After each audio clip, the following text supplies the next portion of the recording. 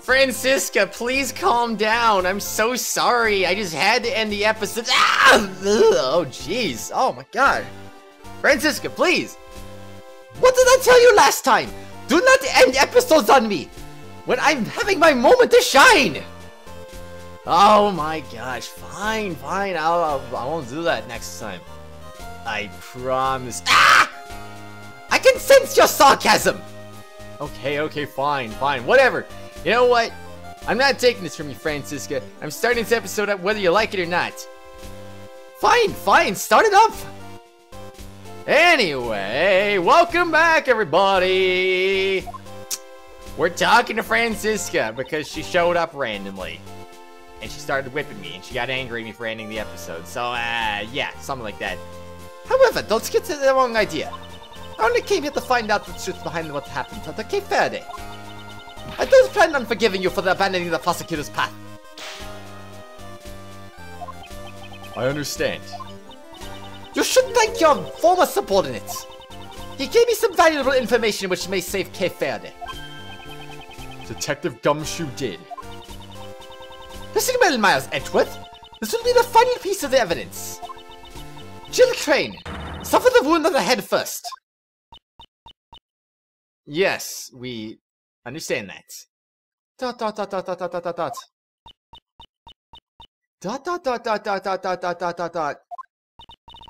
Will someone say something?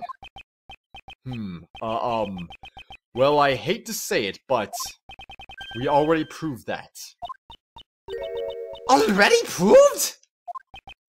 Yes, well, just a few minutes ago. Arrgh! You should have told me sooner! You're the one who barged in here and started talking. Well then, does that mean you found out what happened, what the murder weapon was already? No, not yet. Is that so? In that case, listen well. The victim was struck on the head with a blunt cylindrical object. The wound in the chest was suffered post-mortem. A cylindrical murder weapon. Objection. Objection! Okay, jeez, I get it, man, jeez. Don't remind me. A cylindrical object.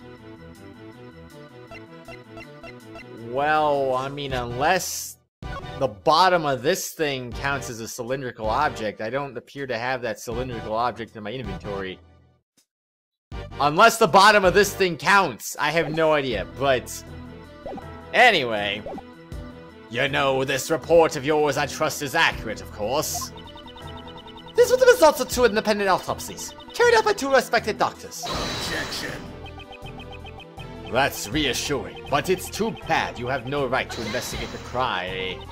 Interpol is after the black market auctions, and I'm the prosecutor in charge of the investigation. The victim participated in the auction. Therefore, it is only natural for me to investigate. You have no right to tell me I have no right! Especially now that she's been murdered. I see. Clever little girl, little Von Karma. Then it has been settled. The victim died from blunt force trauma to the head. Autopsy report updated my organizer. Cause of death, blunt force trauma to the head. Chest wound was post-mortem. Unfortunately, the murder weapon has yet to be found. That's unfortunate. That is certainly very unfortunate. Prosecutorial Investigation Committee meeting room is the crime scene. Time of death between 11 p.m. and midnight. Cause of death, blunt trauma to the head made by a cylindrical object. Remarks, chest wound was post-mortem, burn mark on victim's hand.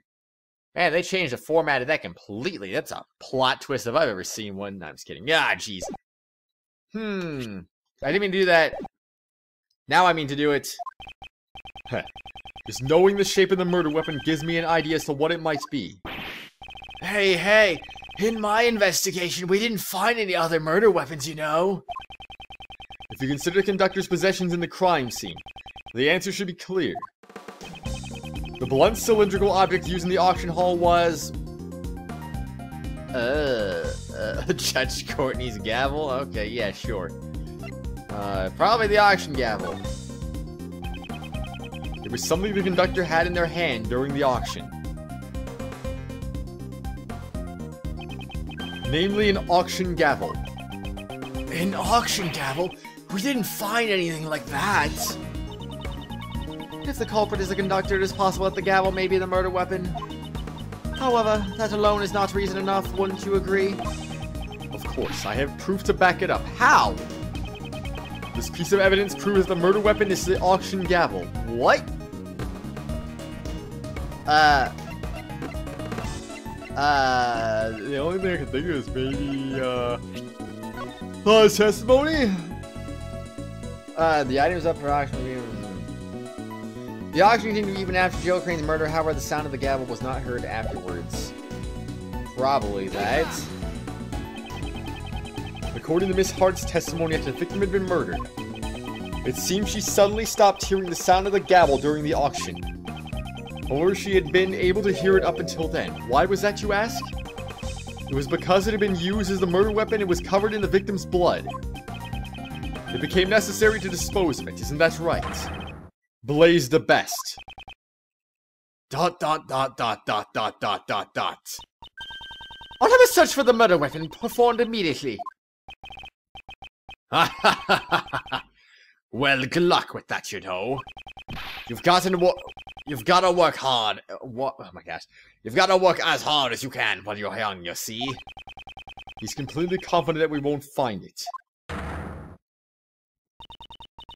Well then, while the search for the murder weapon continues, I hereby call for a brief recess. Oh my gosh, finally, part 2! It came! It came at long last! I've been waiting for so many minutes. So many minutes, my gosh. April 6th, 9:18 a.m., Grand Tower PIC meeting room. Where did Francisca go?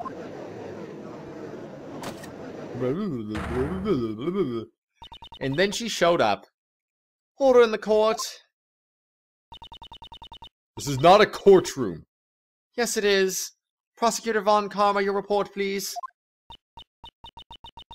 I believe this is also not a courtroom. Silence. This is a courtroom. I have bad news. We searched every inch of the Grand Tower, but... Do you search every suspicious-looking nook and cranny, Francisca? Did you? Did you? The auction gavel was nowhere to be found. That is most unfortunate. It seems I am left with no choice but to pronounce a verdict. What? That quickly? But wait, huh? Wait a second. You do know that there's a very good chance that he wouldn't have left it on the premises, right? I mean, there's been a day or more since the murder, whatever it's been now. So, I mean, isn't it conceivable to think that, oh, I don't know, maybe he hid it somewhere else, like his home, a random dumpster? I mean, I don't know, he could have just hid it anywhere. Literally anywhere. I mean, his home would not have been a good idea to hide it, but I'm just saying, though. He could have just thrown it in any random dumpster he came across when no one's looking, and no one would have been any the wiser. And they've just been like, yep, there you go. Gotcha. But a verdict for what, though? Kay Faraday? I mean, seriously. Well, it sure seems that way, you know. Normally, you wouldn't commit a blunder like that, like leaving behind a murder weapon, you know. The best criminals would never do something like that, you see. Urg, I don't have enough information. Is this as far as I can go? Yes. It's a shame, you know, but it can't be helped, you see. This takes me back, you know. Gosh dang it, all these you knows and you sees. All those defendants who came to me asking for a plea bargain. They trusted me, you know. Told me every one of their dirty little secrets, you see. And when it came time for the trial, I'd get them sentenced to their life in prison, you see. I don't know why I didn't say it right there. They were all completely dumbstruck, you know. Each and every one of them. Ha ha ha. Oh, how I wish you all could have seen it, you know. The stupid look on their faces. I shall hereby announce my verdict. Please humbly accept the words of the law. There's nothing more I can do. With this, both Kay and I are... ...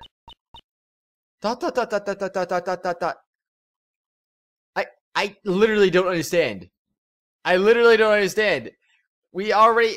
How? You're basically saying Kay is the conductor. She is not the conductor. Oh my gosh. Idiots. Idiots. They're all idiots. They're so stupid. If only we had some evidence that Kay wasn't the conductor. Oh my gosh. I swear. I never thought that I would be passing judgment on you like this. Is this the end? The defendant, Blaze the Best, I hereby indict you. What? What? What? Oh. What's gotten into you all of a sudden? I have here documents regarding a certain case. The IS-7 incident, a case that happened 18 years ago. Documents, you say? Why would you suddenly... Wait, you don't mean...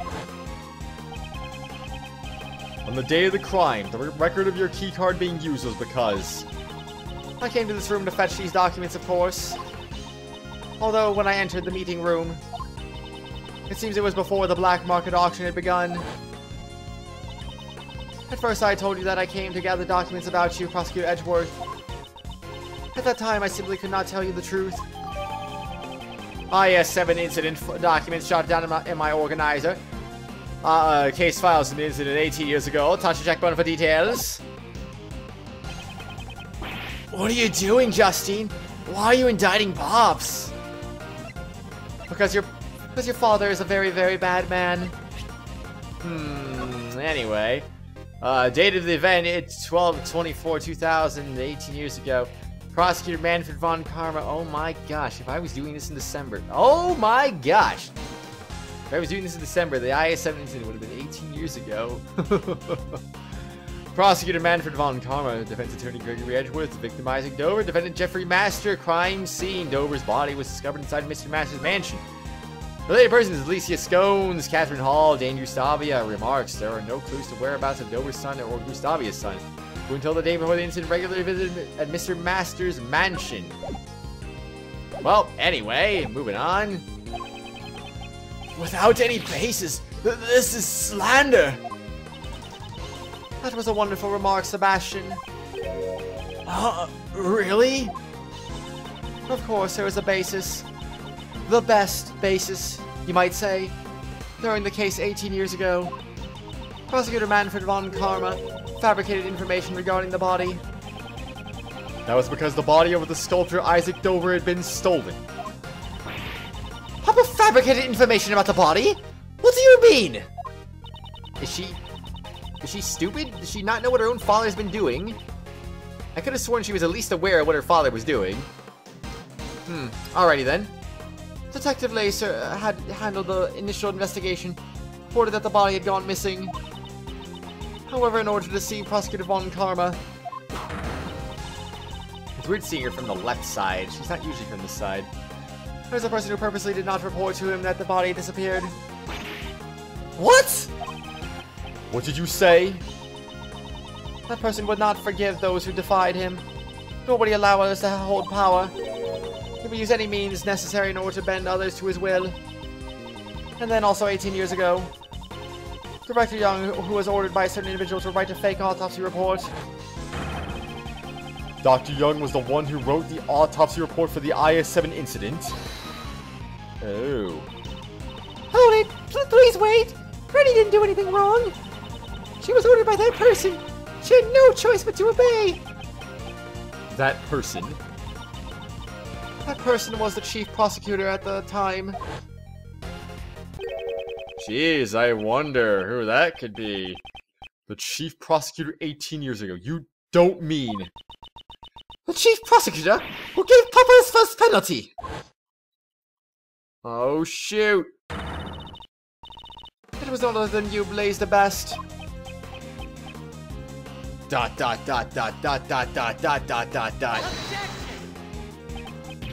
What are you saying? Pops would never do something like that. Not to the great Manfred von Karma. Sebastian, we do not need your opinion right now. Blaze the Best, do you have a rebuttal? Fabricating stuff about the body. Von Karma did all that on his own, you know. Falsifying the autopsy report, Young. You would actually do something like that?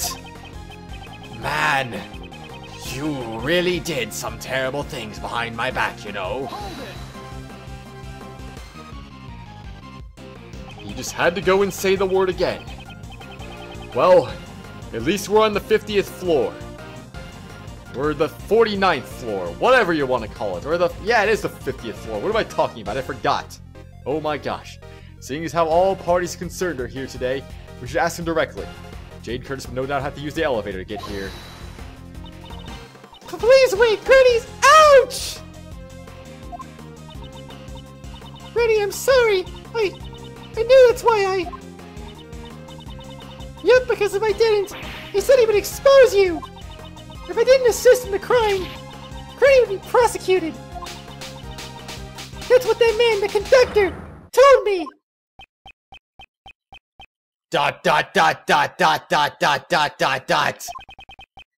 So Miss Jensen was being threatened. Was the conductor who threatened you Blaze the Best? That I don't know. The person who threatened me was the auction conductor. Again, is he wearing a fake beard right now? Like, how in the world can you not tell that beard? What in the world would possibly make you not realize, like, oh, okay, that beard obviously was on the conductor. It's not like he grew that beard out within a couple days. I mean, I'd like to see someone try, that's for sure. My goodness. Oh, jeez. They do have similar physiques, but I never saw the person's face. You don't need to see their face! Any trivial thing is fine. Give us a characteristic that could be a clue. Like his beard. That's right! The conductor's mask had exposed just a tiny part of his face. There was a tattoo there, I'm sure of it. A tattoo? Conductor's clothes data updated my organizer. The conductor wore a white jacket with a purple flower, white gloves, and a mask. Has a facial tattoo. A tattoo, you say? Objection. I have no idea what you're talking about, you know. As you can see, there are clearly no tattoos on my face, you see.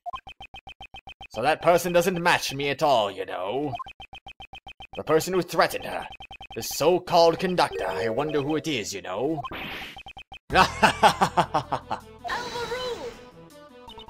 Oh, I mean, maybe he's just wearing a fake beard. I mean, I don't freaking know. Jeez.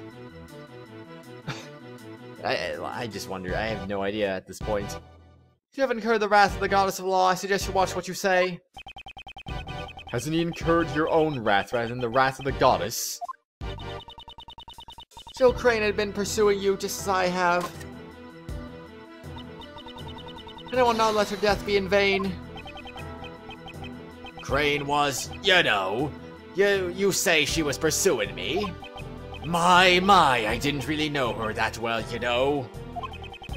I don't mind girls chasing after me, you know, but I don't recall her ever falling for me, you see. You didn't know the victim well. That is a testimony we haven't heard up until now. Before the eyes of the goddess of law, you shall give us an official testimony. I see. Everyone is bullying me. If you're gonna go that far, that's fine, you see. I'll just have to make you disappear. Every last one of you! Prosecutor Edgeworth, I shall cooperate with you as well. Huh. If we let this opportunity slip by, I doubt we will ever get him to stand in court again. Please do not let this chance go to waste. Yes. I promise I will live up to your expectations. Now then, Blaze the Best. You shall testify regarding the victim. Regarding Jill Crane. The victim, Jill Crane, was a member of the Prosecutorial Investigation Committee, you see. Personally, I didn't really know her that well, you know. Either way, it's not like I had a motive to murder her, you know. I have no idea why she was pursuing me, you see. You intend to deny your guilt until the bitter end, don't you? Of course he does. There's no way Pops could be the criminal. I mean, he's my Pops, you know. He's the very best. Like no one ever was. Shut up with the Pokemon references. Jeez Louise. Yes, Sebastian.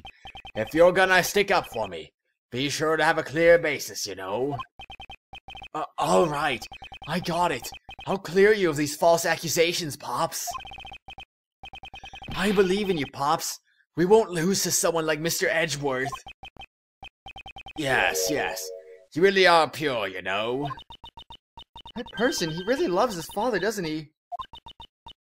However, one mustn't be able to accept the mistakes of their father. No matter how much they may look up to him. Each person must atone for their crimes, no matter who they are. This is going to be hard for Sebastian, but I simply cannot overlook his father's crimes. Rebuttal regarding Jill Crane. The victim, Jill Crane, was a member of the prosecutorial investigation committee, you see? You see? You know? Do you know that I'm saving? You see? Yes, I do see it indeed. Well, I'm also continuing, you see? From the save point, you know? If she was a member of the PIC, then you should have been familiar with her. Well, I knew her face, but that's about it, you know? It's not like we met each other on a regular basis, you see? Personally, I didn't really know her that well, you know? So you're saying you weren't very familiar with the victim? That's right. I didn't even know about the burn mark on Crane's hand, you see? Wait, yeah, okay, that has been mentioned, hasn't it? You didn't know about the burn mark? Well, you see, even if I had gotten close to her, she would have disappeared soon. It's a pain to remember someone, you know, when they're just gonna disappear, you see? In other words, anyone who defies and disappears. I would like you to add your statement about the victim's burn to your testimony. What? We were literally discussing a burn mark earlier, were we not? So why would this be a contradiction that he knows about this? I only just learned that she had a burn mark on your hand, you see? Okay. So you're saying that you didn't know about the victim's burn? Is that really the truth? You really are persistent, you know. Do you really think that I would pay attention to every little wound on a woman's hand? I would think that the burn mark on the victim's hand would be hard to miss. Now that you mention it, Jill Crane would regularly wear gloves. I too did not know about the burn until the incident occurred. Jill Crane regularly wore gloves? I thought so. She was probably trying to hide the burn mark, you see. I understand how sensitive a woman can be about these things, you know. I would like you to add your so-called sensitive understanding of a woman to your testimony. Oh. Maybe she was always wearing gloves in order to hide the burn mark, you know. Okay. So you were aware that she was always wore gloves? Well aware. Those gloves were practically her trademark, you see. But I guess they weren't just a fashion statement. She wanted to hide a burn mark, you know. I wonder if that girl over there is also hiding something under her bandages. Huh? I'm not hiding anything. I think you are, you know. You're hiding the face of a criminal! Those words should be directed at someone like you. I shall expose here and now the face of a true criminal. How amusing. Go ahead and try it, if you think you can. So Jill Crane regularly wore gloves. That's interesting. To look over the evidence one more time. Either way, it's not like I had a motive to murder her, you know. So something about the gloves, huh? Okie dokie. Was there ever... Was there ever any trouble between you two over work? Unlikely, you know. I'm kind of important, you see. I've gotten a report saying that she was exceedingly capable. But, you know, our social status was completely different, you see. So we didn't talk much, you know. That may be true, but it doesn't prove that you didn't kill her. That's rather prejudiced, you know. I mean, look at you. You're taking the side of a criminal. It seems Miss Crane was the one who had an interest in you, Mr. Chairman. I almost said Mr. Criminal. You know, that really is a mystery. I haven't the faintest idea, you see. So that's that. Since I had no motive, your reasoning doesn't hold, you see. I have no idea why she was pursuing me, you see. So you have no clue why the victim had been pursuing you? Apparently not. Nope. Not in the slightest, you know. It's because Pops is such a handsome man. It's true, you know. Women appear before me and then disappear, and then reappear. You guys could have never reached my Pops level of awesomeness. It would certainly be impossible for a normal person. Having people appear and then physically disappear on a daily basis. Well then, maybe Courtney's going to disappear too. Before that happens, I'll see to it that your way of life disappears today. I see. Then I should finish it before the day's over. I will have to organize my information about the victim. If there's anything you don't understand, you should look over the evidence again. Perhaps you'll find a new fact this time around. Francisca, you're willing to help me? I told you, I'm doing this for Kay Faraday, not you. Francisca seems to be worrying about Kay in her own way. Indeed, that seems to be the case. Alright, so I probably want to go for this one most likely. Maybe she was always wearing gloves in order to hide the burn mark, you know. So nothing to do with that. What? Wait, maybe she was always wearing gloves in order to hide the burn mark, you know? But what about this? She clearly wasn't wearing them right there. Again, do I need to present the autopsy report? I honestly don't even know anymore. I'm thinking about it. I am thinking about it.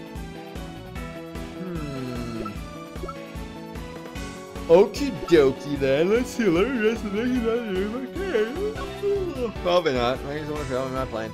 How we help with the other one? You're gonna wear a white jacket with a purple flower, white gloves, and a mask as a facial tattoo.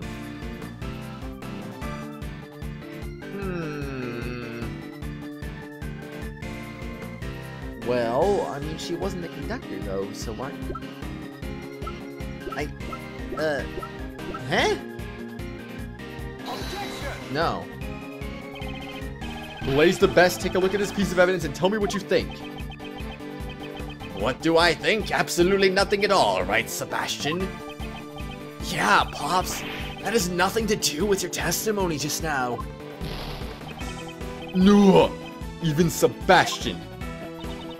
It looks like Mr. DeBest has gotten a bit livelier, hasn't he? Indeed, he probably feels a lot more confident with his father backing him up. However, I will break through that confidence of the DeBest father and son duo.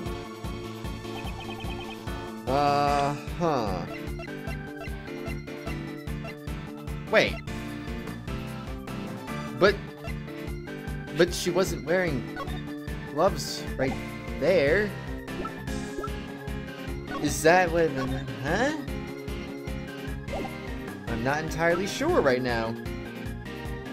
Well, it seems to... Wait, that's not it. I don't know.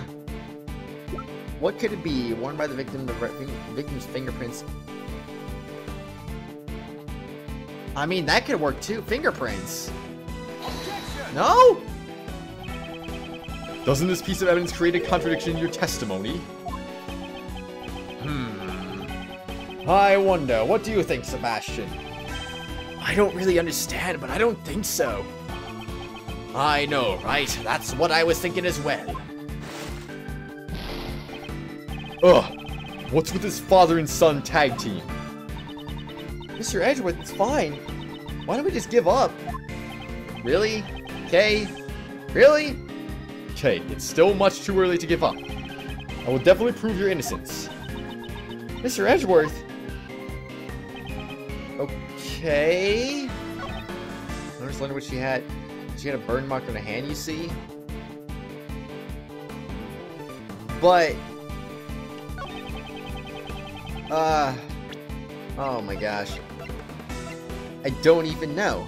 I don't even know, though. Karen's testimony and when she switched places with the victim? Prepared wigs, blah, blah, blah, blah, blah, blah, blah, blah, blah. Nothing that I see there. Okay. So, what? So what exactly? Did I already do conductor's clothes? No. Okay, I'm not sure. I might game over here. And I'm not entirely sure why, because I thought I was on the right track, but maybe I'm not on the right track after all. Wait, what is... Doesn't say anything about that. Ah, jeez. It says nothing about gloves or anything. Not that it would matter, because it's still the same as a picture right there, too. Yeah, totally wearing gloves right there. How about that? No? Did I already present this? I don't even know if I already presented that or not. Blaze the best, take a look at this piece of evidence. What's wrong, Edgeworth? You're getting all fired up. Maybe you should cool your head and think it over once again. Because I don't have time to put up with something as meaningless as that. No. So that was wrong. Mr. Edgeworth, you really think someone like you can defeat my Pops? Pops is super important, you know. Yes, you're embarrassing me, Sebastian. So please stop, okay? Blaze the best. He seems to be a fairly formidable opponent. I should make my moves more carefully.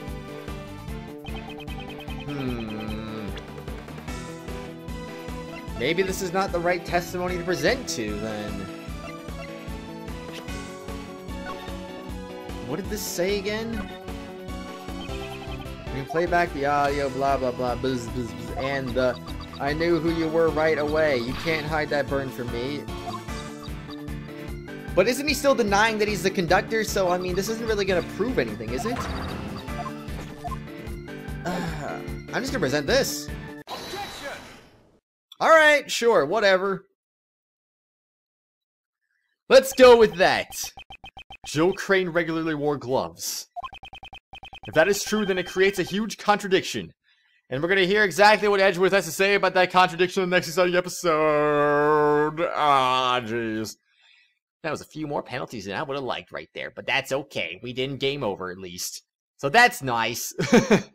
So anyway, everyone, I will see you on next Sunday episode. Maybe I will game over next episode. Who knows? I'll see you later, everyone. Bye!